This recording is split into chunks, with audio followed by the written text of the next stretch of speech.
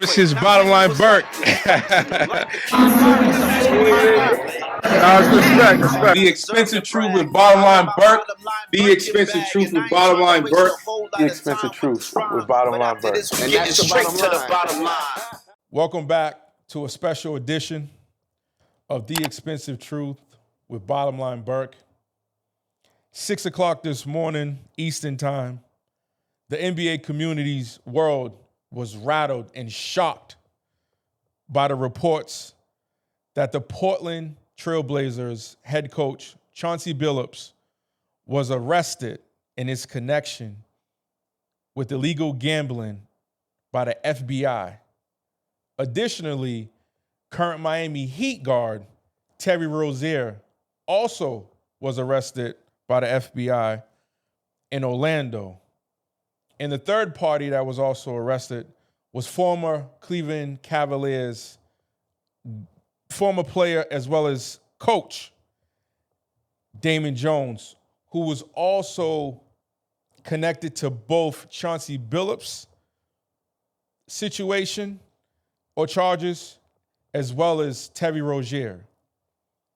Now, this is unprecedented, ladies and gentlemen, that a sitting coach and a sitting player has risked it all for allegedly 5 figures, 6 figures paydays. For me, the dynamic that stands out is the fact that, not that it's a coach, but this is Chauncey Billups. He is the epitome of professionalism, Hall of Fame NBA career as a player, now as a head coach. And just, he always demonstrated high character, always said the right things, was a pillar in the NBA community, and was a great mentor to countless players.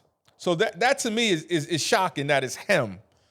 For those who are not aware, Chauncey Billups was arrested with his connection, allegedly, in setting up poker games with other poker players where he was the lure, meaning that this goes as deep as the Mafia, will utilize Chauncey Billups' celebrity and his stature as a head coach and a former NBA player, and have other high net worth poker players come play along with Chauncey. But the whole time, the dealer and all the players, separate from this particular player that come with all the money, it was all a setup to take his money. That particular player was known as a fish, and Chauncey Billups is known as the face, according to the FBI, in their press conference this afternoon, because, again, he was the lure for the poker players to come spend their money. Separately was Terry Rozier. Now, Terry Rozier just came off a 2-year investigation for similar charges, just as far as playing poorly. So his friends that was aware, he told his friends allegedly that he wasn't going to be playing long, and so they went short, and they was able to receive money as a result. So if this is a new charge, then Commissioner of the NBA, Adam Silver, he's not going to have any other choice other than to handle his business, and Terry Rozier's career, is officially on hold and could potentially be over. The other dynamic that, to me, is fascinating in the sense of Damon Jones. He's connected in both Chauncey Billups' case as well as Terry Rozier. So a lot has hit the news, and there was a very eventful, colorful conversation on Inside the NBA on ESPN with Charles Barkley and Kenny Smith specifically. Shaq gave a phenomenal commentary on just the player experiences as far as betting, and he was also a former teammate and a good friend of Damon Jones, who he said repeatedly that he was ashamed and embarrassed and really disappointed that they would put themselves in that situation. And that's where I'm at. What is it? Because I don't have the answers. What will make a high-profile, high-net-worth gentleman, when you're talking about these players, it's been reported Terry Rozier was making $26 million, and, you know, Chauncey Billups already was making tens of millions of dollars during his playing career. So why would somebody in that stature risk it all for allegedly 5, 6, or even 7-figure payouts? It just doesn't make any sense, which leads me in closing to the delectable discussion had by Charles Barkley and Kenny Smith about addiction, right? Because Kenny Smith's argument was, and it's true about betting, people are addicted to it.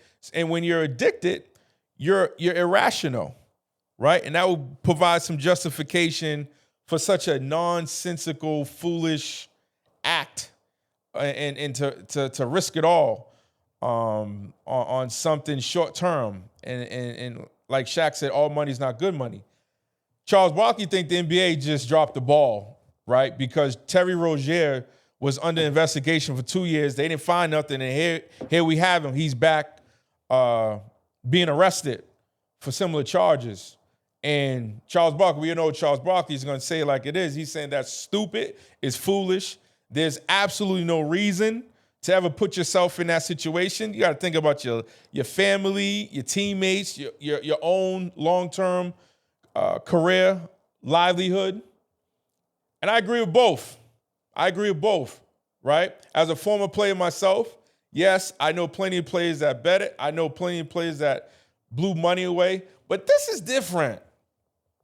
This is a current coach. This is a former player who turned into a coach.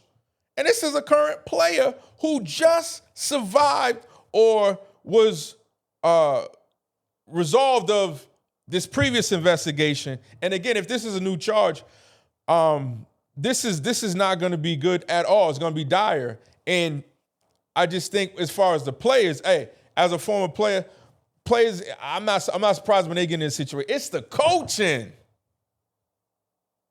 coaching. And Commissioner Adam Silver, he's gonna have no choice but to come down heavy-handed about this. That's a non-negotiable, right? I don't know. As you can see, I'm shocked. I'm deeply disappointed because this is an integrity thing of the game, no question. You had Tim Donaghy as a referee challenge the integrity of the game. Now you have a current coach and a current player involved in potentially getting over on the game through performance and giving out inside information. So this is devastating. And more developments and more information will come out within the next couple of days and weeks. And I'll keep you abreast of that. But yeah, this is shocking, especially because of Chauncey Billups. You know, he was somebody that I certainly looked up to, had the utmost respect of. But nonetheless, here we are, and just gotta wait to next steps and reports by the FBI. So, and that's just the bottom line.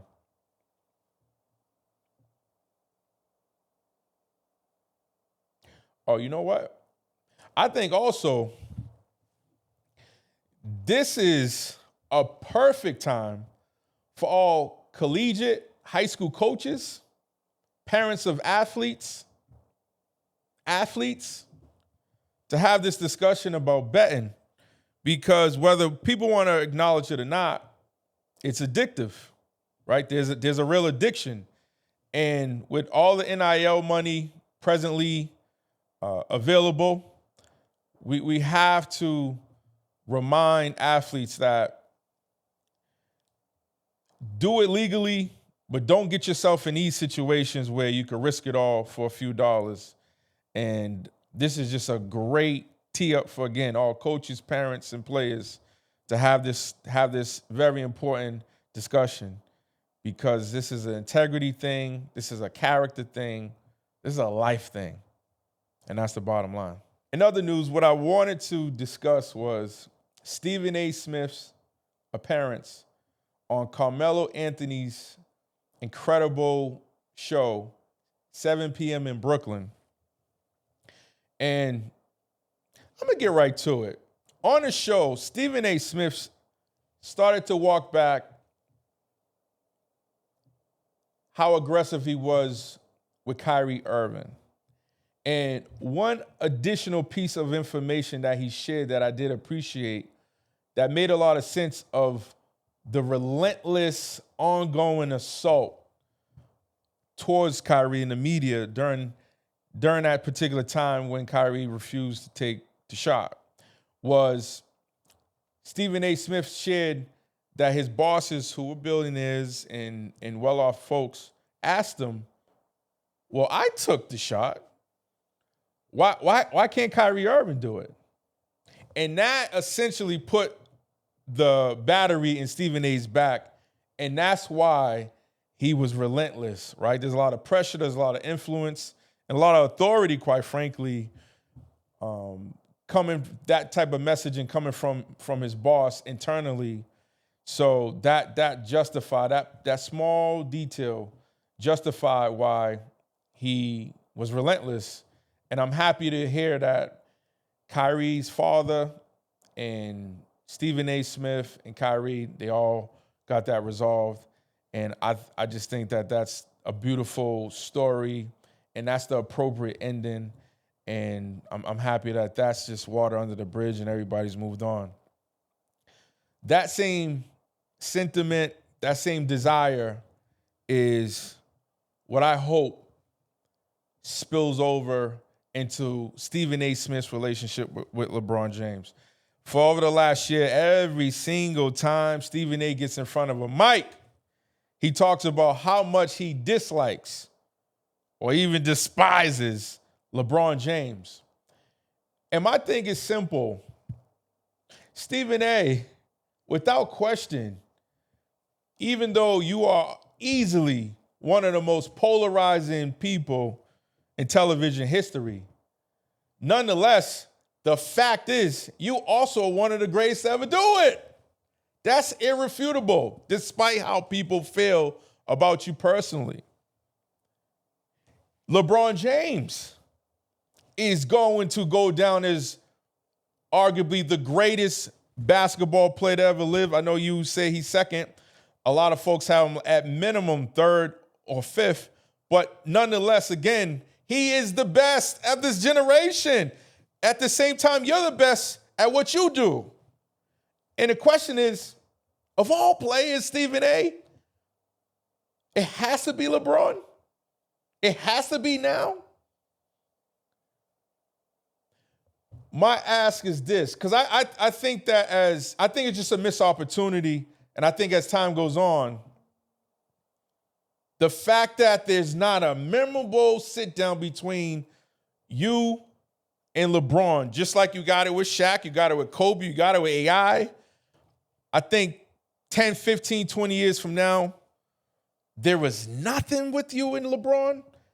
And on Man Code, I know you kept saying on the show, it's something personal, you don't want to talk about. I just pray in time that you and LeBron can sit down and have a moment, because I think with respect to sports legacy, sports history, you guys are so important in the history of basketball and reporting. That relationship between a journalist and a player is extremely important, that at some point down the road, I just pray that one of you guys or both of you guys can be the bigger person and get some resolve about whatever the situation is, if it is fixable, because I just think as a fan of basketball, that's something that's missing, and that's not the type of history that I think will sit well, as the years go on. So that's all I wanted to share. Thank you, ladies and gentlemen, for tuning in. Come again, and that's the bottom line.